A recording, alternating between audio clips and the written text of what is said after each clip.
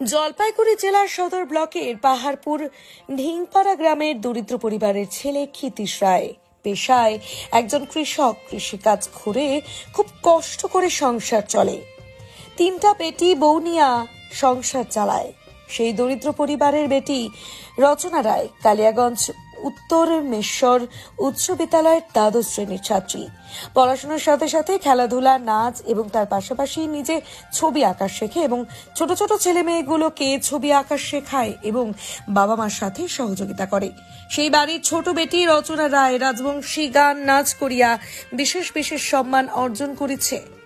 সেই বেটি এই বছর উত্তরবঙ্গের চ্যানেল মন প্রোডাকশন বীর চিলারায় একাডেমির যোগারত north Bengal dance reality show 2025 উত্তরের নাচ রাজবংশী ইন্টারন্যাশনাল ফাইনাল অনুষ্ঠানত অংশগ্রহণ করার জন্য সুযোগ পাইছে।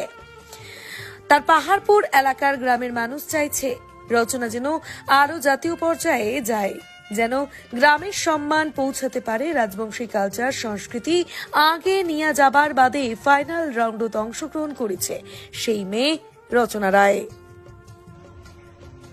দণ্ডবত। মোর নাম রচনা রায়, মোর বাপের নাম ক্ষিতীশ রায়, মোর মায়ের নাম মেনকা রায়।